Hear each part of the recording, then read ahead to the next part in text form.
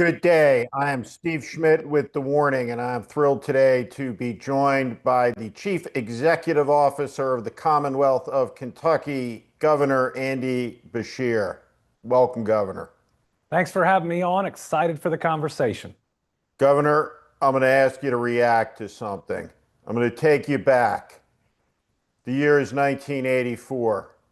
Andy Beshear is 7. This is the summer of Mary Lou Retton vaulting into a perfect 10 when Doves Cry is the #1 single. Beverly Hills Cop, the #1 movie. And there is a young, up-and-comer, and ambitious young man, the chief executive of Jefferson County, Mitch McConnell. Let's watch. My job was to find Dee Huddleston and get him back to work. Huddleston was missing big votes on Social Security, the budget, defense, even agriculture. Huddleston was skipping votes but making an extra $50,000 giving speeches. I just missed him when Dee skipped votes for his $1,000 Los Angeles speech. Let's go, boys. We got him now. I was close at Dee's $2,000 speech in Puerto Rico. Me to Dee Huddleston. Thank you very much. Come on. We can't find Dee. Maybe we ought to let him make speeches and switch to Mitch for senator. Of course, that young man was a devotee of term limits 42 years ago. I think that ad kind of, from where we are right now, brings it full circle just about. What do you say, sir? Well, that ad shows that irony is real. Yeah, and sure is. And apparently karma is too. The way that he became a U.S. Senator was saying the most basic thing you have to do is show up for work.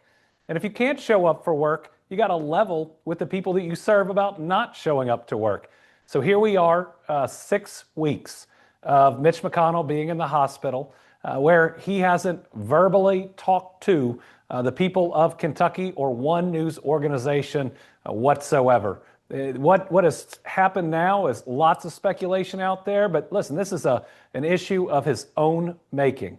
The very least obligation that we have, knowing that when we run for office, we give up some of our privacy, is to show the people you serve that you have the capacity to keep serving them. He needs to do that or resign.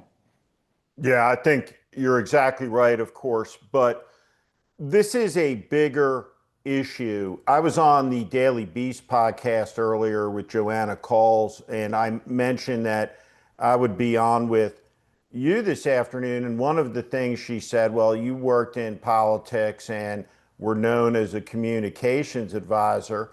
What advice would you give to Mitch McConnell's staff? And my advice was get lawyers. Right? How do you see what appears to many of us to be the possibility of a fantastical fraud being committed here? And I ask that with this context. My father, 80 years old, a rock-ribbed Republican. In fact, he was the deputy majority leader of the New Hampshire legislature. We're driving down a New Hampshire country road. There's a 0 to 1,000 conspiracy theory scale. I place him at exactly dead zero on it, right? No capacity to believe in any of it. And I go, hey, Dad, let me ask you a question. Straight up. Do you think there's any chance that Mitch McConnell had a 20-minute conversation with Scott Jennings or the Senate Majority Leader about Senate history here? And he's driving, right? And he looks, and he goes, "Of course not, of course not." And so if I were to ask you the question, is Mitch McConnell dead? Your answer is obviously I don't know.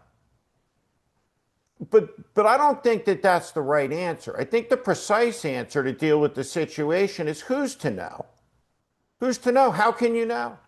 And isn't that a deep symptom of the rot that has infected our politics? A moment so grotesque where the lie so surrounds the truth that in the case of a man who for so long was the majority leader of the Senate, it's impossible to know.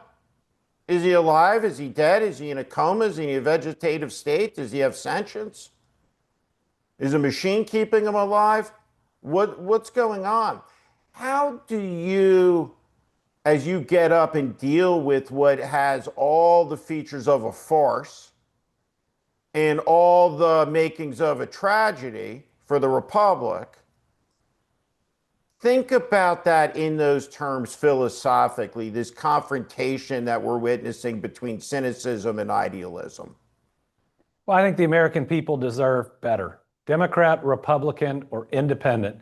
We deserve better than someone who either can't or won't level with the American people about their health. And we deserve better.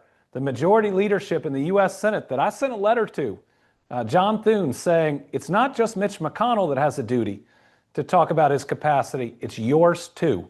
You are the majority leader of the Senate. This is one of your members. And a vacancy can only be created in one of three ways: a death, a resignation, or expulsion from the Senate by a Senate vote. This is your obligation too, as the leader of that chamber, to assure the American people that that capacity is there. And I don't mean to stoke any conspiracy theories, but John Thune's answer wasn't, I talked to him and he's fine. It wasn't, okay, I'll go check on him because I know he's fine. It was, this is an issue between McConnell and the people of Kentucky. That is a really worrisome answer. And then you mentioned how long he was majority leader. And he talks about that all the time. He talks about that as his legacy. But if you think about what Mitch McConnell's Wikipedia page in 5 years is going to look like, this is eating it up. This is going to be the largest part now of a multi-decade career, how he went out, how he refused to be transparent and open and honest. And what he's doing right now is potentially ruining whatever legacy he thinks he has. But let me just switch over to one other piece. I'm pushing for him to be open and honest because I think it's what the people of Kentucky deserve. But I don't mind that he's missing certain votes, because if the shoe was on the other foot, he wouldn't be ruthless about trying to get someone else in the seat. He'd be ruthless on what the vacancy means. And what it means is one less vote for the SAVE Act, one less vote for a potential conservative Supreme Court replacement, one less vote to support Trump and Iran, one less vote to harm the American people. And so I know there's a lot of nuance in this, but I'm doing the right nonpartisan thing for the people of my state by saying you deserve a U.S. Senator that will level with you, but at the same time pointing out to some online that would push for a special election that would likely result in someone that favors Trump more than McConnell. So 100% correct on all points. And I think you're handling this very, very well. And I too have noticed that there is some criticism about what you should or shouldn't be doing. I want to go through some of that. My very good, great friend, Dean Blundell, who I do this program with twice a week, we are on Friday, and he goes, well, can he just go to the hospital and walk in there and say, I want to see him? And I said, no. I said, he can't. I said, he can't present at the hospital and say, it is I, Andy Beshear, governor of the Commonwealth, let me into the hospital room. And I said, besides, right, he's in the political party that doesn't believe that the government should be in the hospital room with you, right, at the moment of death, at the moment of birth, right, at most moments in your life, doesn't believe the government should be peering in your bedroom window, wants to get government out of your most intimate spaces. So no, he can't do that, right? So long as Mitch McConnell stays in the box, so to speak, which is the room protected by a detail and HIPAA law, it's just impossible to know if you have a dedicated staff of people committed to making sure the people of Kentucky don't know. So the idea that you have some extra constitutional power that upon assuming office, you can see through walls, you can detect heartbeats, rhythms, and other extraordinary powers, it's impossible to be able to do that. And I think that's important for people to understand. The burden isn't on you, the burden's on him. Well, and the burden should be on the U.S. Senate as well. Remember, he's in a hospital in D.C. I'm a governor here in Kentucky. I'm a state officer. I can't create a vacancy in a federal office. But the people who can and who have a responsibility to are in D.C. as well. So Democrats oftentimes, when they see Republicans doing wrong, attack other Democrats for not stopping them or fixing it. How about we keep the focus on those doing wrong? Why doesn't Rand Paul go to that hospital, or why isn't he being called on to do it, to check on his fellow Republican U.S. Senator? Why doesn't John Thune have a duty to do it? Josh Hawley's actually saying we're missing votes by Mitch McConnell and we need him, but he won't go over either. So I just think it's important, especially as we lead up to elections.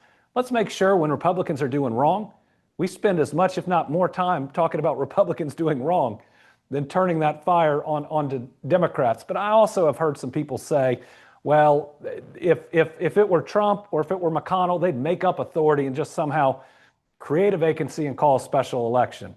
I have a Republican Secretary of State. That's not going to happen even if you could. But I don't think this country wants Democrats to be a Democratic version of Trump or McConnell. Yes, they want us to fight hard, but you don't pledge to support and uphold the Constitution and then do something that is far outside the rule of law. I've beaten Mitch McConnell-backed candidates 3 straight times. We can be strong, we can fight, and we can win without being them. Amen. I want to go through your constitutional authority as governor to make the appointment, because I want to be certain that people understand this, and tell me if I'm right about this, if I understand what the core of the issue is. And you're going to have obviously more familiarity with it than I do. But in essence, what happened is the Republican legislature passed a law, a statutory law, to strip from the governor of Kentucky his or her constitutional power, which grants them the appointment power of a vacant U.S. Senate seat. Is that what happened? So what you'll find with me is I'm always transparent with the people of Kentucky and the American people. This is an unsettled legal issue in Kentucky. So the legislature, which my legislature has a Republican supermajority, and we still get things done. It can be done in America, but they have tried to strip powers from Democratic office holders every chance they get. So they tried to change the statute first to say if it was a Republican in office, the Republican Party would give me a list of 3, and I had to pick from that. Then they were worried about that, and so they passed a law saying just a special election. Well, there is a section of Kentucky's Constitution that says for statewide positions, when they are vacant, a governor can make an appointment. The question that's never been fully decided, because we've never been at this point, is does that apply to a federal office or just state offices? I believe by the plain wording that it applies to both.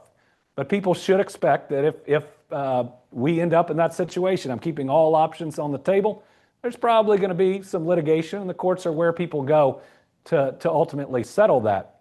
But if there is a vacancy, I believe a governor should have the power to appoint to make sure that we are represented as a people, especially during these very difficult times. And there's one final nuance. There's some people out there worried about August 4th. That falls under the special election. That would not impact the power or ability to appoint.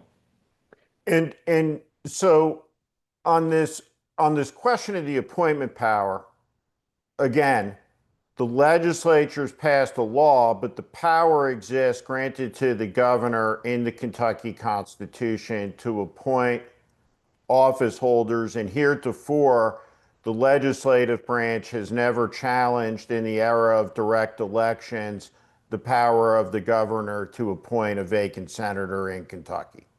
That's right. And we haven't had a vacancy in a long time. Trying to think back, it may have been Wendell Ford when he went from governor to U.S. senator. But I believe that constitutional power does provide a governor that option. But there has to be a recognized vacancy that a governor can't just create, because that would confuse the difference between the federal government and the state government. And just think about all the shenanigans that would be pulled if a governor could declare a Senate seat somehow vacant. You would see abuse of that in really significant ways. And so I think everybody, as you're watching a young governor, a successful governor with mastery of the constitutional issues, the power of his office, the balance of powers that exist in a republic in crisis because of Donald Trump, who's being speculated about as a presidential candidate, you understand the merit behind that speculation and the competence with which so many of us expect to see among the leading Democratic aspirants for the office of president that are so well embodied by Governor Andy Beshear. And on this point, I think that so many people don't understand this aspect about the law and about how government works, which is that if a legislative body passes a law, no matter how absurd or unconstitutional it may be, until that law has an opportunity to be tested, that law exists in a state of untested reality. So they can say whatever, but until and unless the situation arises where it can be tested, which hasn't happened until this moment, it's an open question, but not really, if you think the Kentucky Constitution means what it says, and what it says is the governor has the appointment power. And so are you going to be a fierce advocate for the institutional powers of the chief executive officer of the Commonwealth of Kentucky in this instance? Always. And for those out there, I get it. We live in a time that it feels like everything is out of control, and people are calling for action, which I think I'm taking. I've amped up the pressure in this situation significantly. But what I'd say is we don't want to just take one aggressive action because it feels good. We want to make sure that we do the right thing and the smart thing, and we consider all those repercussions, because really that's what the other side would do. Let's make sure that we don't transform ourselves into everything that we believe is harming or threatening this country. There is a way forward, and I think in this instance, we are bringing maximum pressure to a senator and a Senate majority that just have to do the most basic thing in communicating and being honest with the American people, while also making sure that we don't create an extra vote for all the things that we fear the Senate may do. Governor, we are 5 months, $100 billion into a war that Trump has declared over at least 32 times. How do you view what is happening in the Middle East? There is a momentous event that occurred this week that I think is underreported and commented on, which is that a Ukrainian drone struck an Iranian ship in the Caspian Sea, combining these two theaters of war. What should the American people know about this moment in time and the danger we're facing? The American people should know that Donald Trump and his foreign policy are absolute failures. He got us into a war of choice that has only made the country that we went to war with more powerful. Iran is more powerful today based on their control of the Strait of Hormuz than they were before this war started. He went in without any realistic goal that could be achieved, going in with regime change, thinking it'd be just like Venezuela, meaning he didn't spend the time to even learn or listen about Iran. He then wants to sell us different reasons that we should be there, such as we have to make sure they don't have a nuclear weapon, which he told us a year ago that he obliterated any chance of. He either lied to us then or is lying to us now.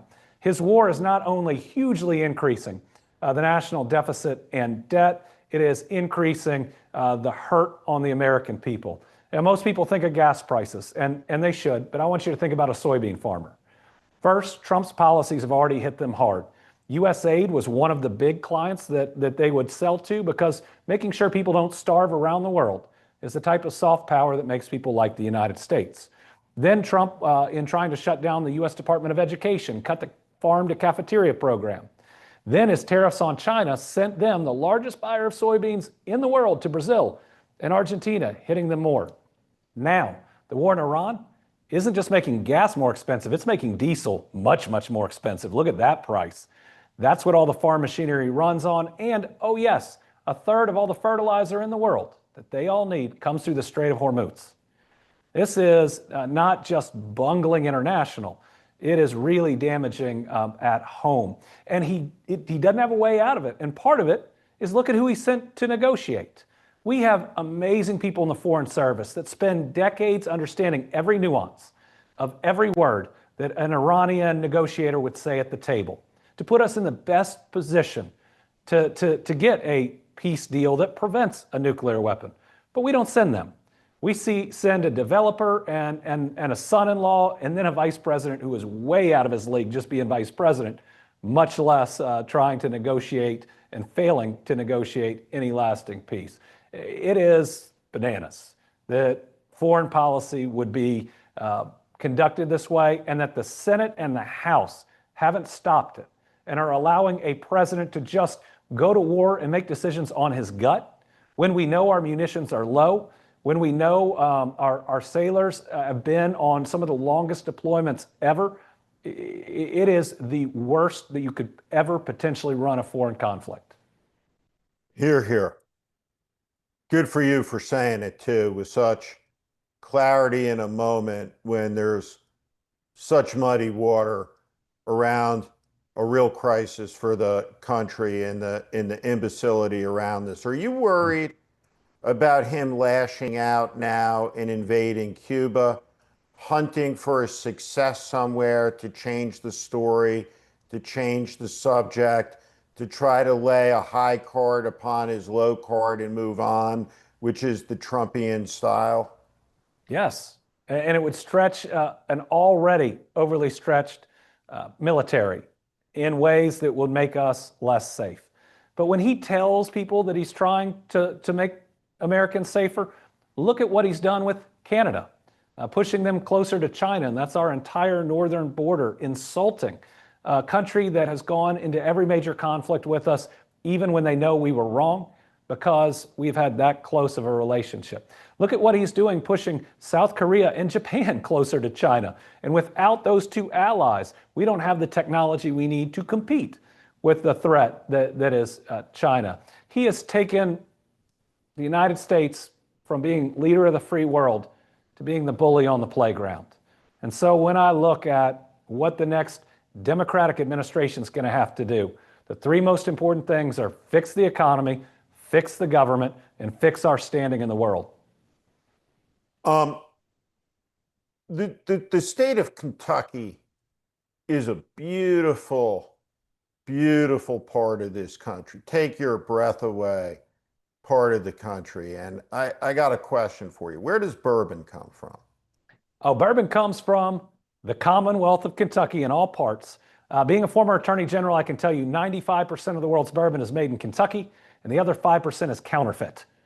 So, Kentucky bourbon, you know, the heart is around our Bardstown area, but it's our limestone springs that create water that combines with the staves, that's the wood in the barrel, that create this unique artisan flavor. We're very proud of it. And these springs are ubiquitous in Kentucky. In fact, if you go to the first national park site in the country, it's Abraham Lincoln's home site right next to a Kentucky spring of the type you're talking. What's the largest market in the world for Kentucky bourbon? What did it used to be? Well, the United States is the largest market, but Canada's right behind it. Right. And Canadians stopped drinking bourbon when Donald Trump told them they didn't deserve to be a country. And while I'm proud of them for standing up for their country, no one should be without good Kentucky bourbon. So I hope we can move past this, and I hope we can reestablish the relationship, which needs to be more than just a tactical relationship. And Canada's going to need to know that not only was this a blip in our history, but cannot and will not happen again. But I think we're headed in that direction, because so many people believe that Trump would bring down prices, and he's making their life so much harder. And so for somebody who's maybe being a Republican's been a part of their identity and jumped on board with Trump so strongly, the feeling of betrayal is setting in. And that creates, I hope, our McCarthyism moment where we can take a breath out and move forward. And if you're in the Kentucky bourbon industry, Donald Trump's done a lot of damage to your livelihood. Oh, yes. Everything from tariffs that prevent new markets from opening up, because bourbon is still not sold in a lot of countries around the world. So there is expansion opportunities, but that grows increasingly difficult. While we finally resolved it, tariffs with the UK, because we sell our barrels to Scotch makers, because the reason Scotch is so good is it's now aged in bourbon barrels. And so what we've seen are entire facilities shut down, bottling lines shut down. People are losing their jobs in the bourbon industry, primarily because of Donald Trump and his policies. Governor, I think one of the amazing realities of this era is that after 11 years of Trump, objectively, you look at real polling, the American people think the Democratic Party is the more extreme of the two parties. It is a astonishing and dubious achievement, and one that I think you're one of the remedies for. And I think that a lot of people think of the Democratic Party through its congressional face, and we have a lot of great members of Congress, young members of Congress that are out there. John Ossoff is running an exceptional race in Georgia. You're the chair of the Governors Association. Have you thought about convening the governors or the Democratic governors, or have the Democratic governors together thought about convening as we count down at about 98 days now, right? So that makes it, let's call it, we're 68 days away from the start of early voting in some places. And Donald Trump is increasingly making unhinged pronouncements that don't seem to be understood as needing rebuttal by some of the leaders of the Democratic Party in Washington. Do you think that the Democratic governors might be the people that need to speak up and that the American people might hear from? I'll just say, as an old political consultant, that it might be a good thing if the American people hear more from you over the next 100 days. Yeah, I believe that Democratic governors should be the face of the Democratic Party for a number of reasons. First, because we get things done. In an era where Donald Trump promised the moon and delivered more pain, I've created more jobs than any other governor, and our average wage for a new job in Kentucky last year was almost $30 an hour, and we're going to beat it this year at a time when there isn't enough housing. We're building more and faster than we have in a long time, including in eastern Kentucky, moving people from that floodplain where you've seen the terrible floods. And I'm building affordable housing on top of former coal mines with solar panels on the top, so you can afford to buy the house, but your average utility bill is between $25 and $50. So when people think that Democrats can't get things done, I'm in a Trump plus 31 state, a Democratic governor building affordable housing on top of coal mines with solar panels on top. So I think we can do big things. When it comes to this election, if Donald Trump wants to steal it, he's got to come through us. And those are the Democratic governors, and we are meeting, and we are making sure that we are prepared. But it's not just us.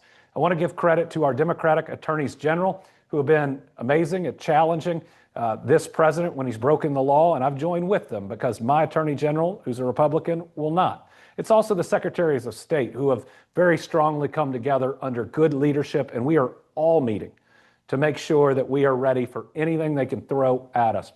But I would warn this administration that some of the things that they might think about or throw out there probably won't turn out the way they think. Listen, if ICE agents try to be in cities around polling places, I know the American people. We will see the longest lines we've ever seen.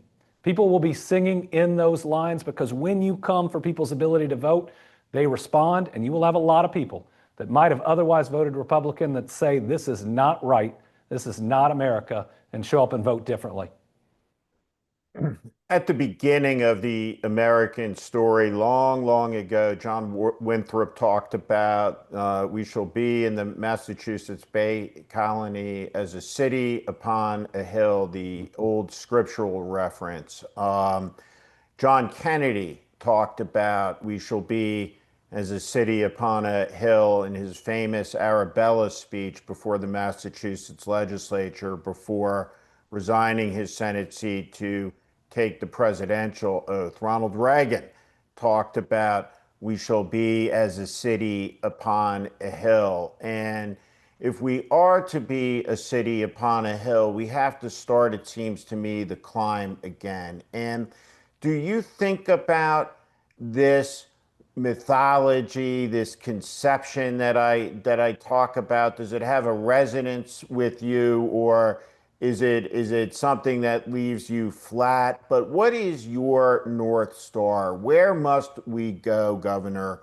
Beshear, as a republic in the early hours of our 250th year, that we must have faith that our best days are ahead? No, it resonates deeply with me, and it's why I'm still speaking out.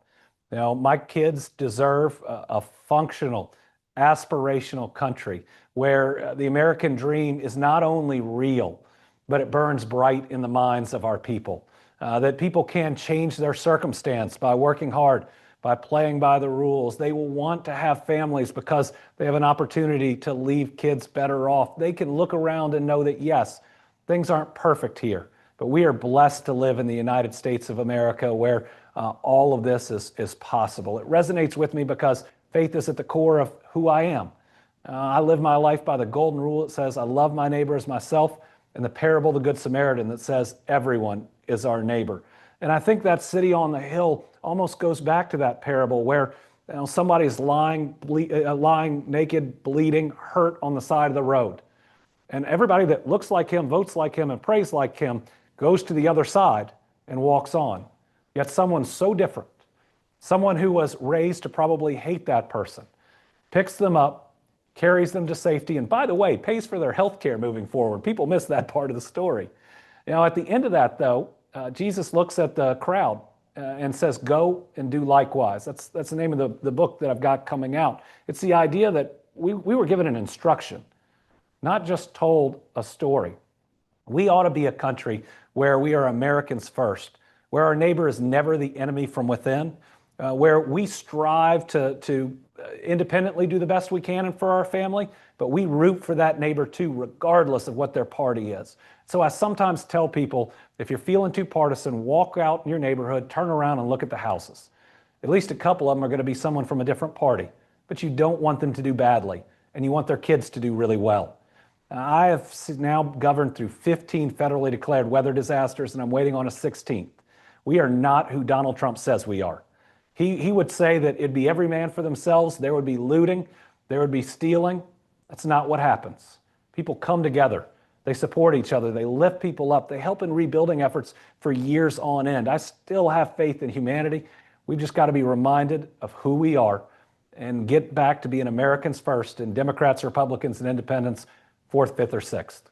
The Commonwealth, of course, is the 15th state. It is the birthplace of Abraham Lincoln. It has played such an essential role in the formation, the history of the United States. And one of its great characters was Happy Chandler, a governor and the commissioner of baseball who played such a vital role in its desegregation when Branch Rickey gave a professional contract to Jackie Robinson, who played his first professional ball up in Montreal before he made his way to the Brooklyn Dodgers. And you think about that moment in history that set so much in motion. Martin Luther King saying that I would not be standing here today but for Jackie Robinson.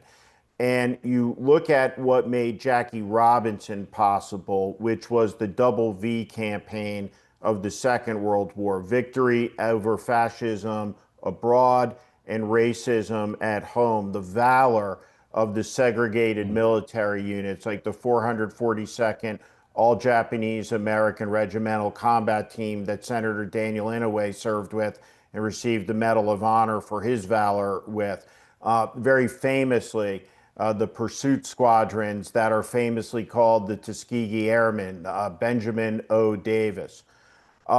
We live in an era where we are seeing the careers, the dignity, the patriotism of black officers cashiered in the military because of Pete Hegseth's racial animus. And I wanted to give you an opportunity to speak out against that because I know you feel so strongly about the dignity of every American and are deeply affronted by the vandalism, a moral racist vandalism being done to the senior officer corps of the United States Armed Forces, which has always been one of the more progressive institutions in the country in terms of extending first opportunities to both minorities and to women.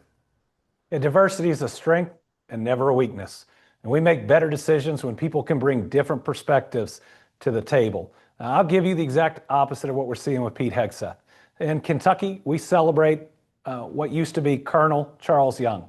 He was the highest ranking African-American officer in the military during his time, but he did not make general because of racism during that time. They tried to retire him, and he rode a horse from Mays Lick, Kentucky to Washington, D.C. to prove that he still had it. He was a foreign attaché. He spoke multiple languages. And so when we've got a chance to correct history, we ought to do it. So I promoted him through our National Guard to Brigadier General. And I petitioned President Biden to officially do it in the U.S. Army, which he did. And so while General Young wasn't here to see it, we made an important statement about the value of every human being and that racism is wrong in every way we see it. And if I can circle back to what you were talking about with Jackie Robinson and Martin Luther King, when Jackie Robinson stopped playing baseball, he and Martin Luther King led the March on Frankfurt, where I'm sitting right now. They marched into the governor's office, and it led to the first Civil Rights Act passed in the South. So all of that came back around through these legendary leaders that we should still be lifting up and recognizing and not pulling down material about them.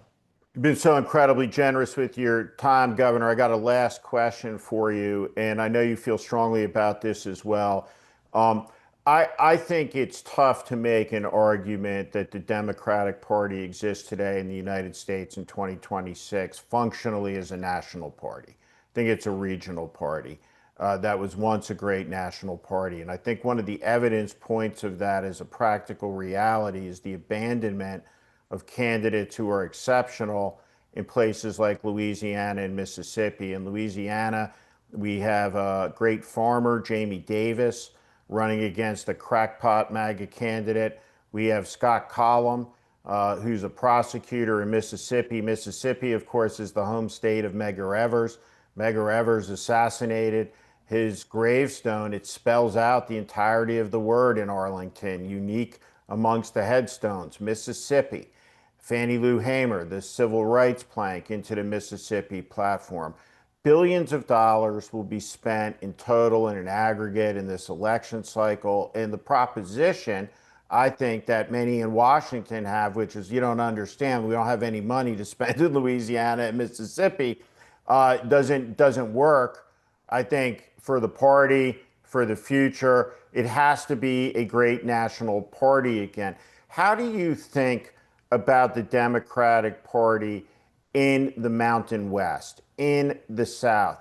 What is it that you would say to people, and specifically to those candidates? I think that it's important for everyone who stands in opposition of this, particularly in the places that are the heart and soul of the party, that have a 35% of the population is black, that you have to send a message that says we're going to be here, we're going to plant the flag here, and nobody's leaving until we win elections. And in Mississippi, you had a governor candidate who came within 3 points of winning an election. I don't think it's science fiction that a Democrat could win in Mississippi, because I think one of the things that could happen in this November election is the highest turnout ever recorded amongst Black Americans, amongst Democrats in a midterm election, and a complete collapse of the MAGA coalition, which makes anything possible in a lot of these close races. But I wanted to not give a speech, but ask you a question about these deep South races.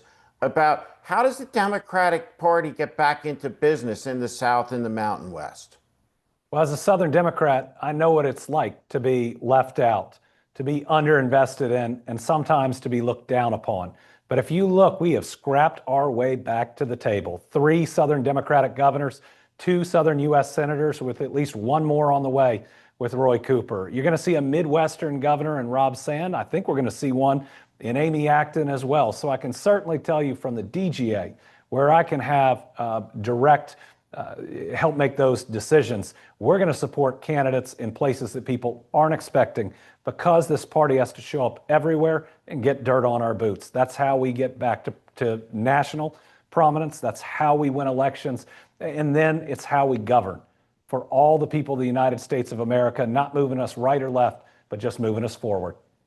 Everybody, he's been very generous with his time. The governor of the Commonwealth of Kentucky, Andy Beshear, chairman of the Democratic Governors Association or National Governors Association? Democratic Governors Association, meaning I'm going to help win those races. Right, and of the Democratic Governors Association, on the front lines of winning these races, an exceptional political leader, and I hope somebody who's going to give very, very serious weight to running for president. Governor Beshear, thank you for your time. Thank you.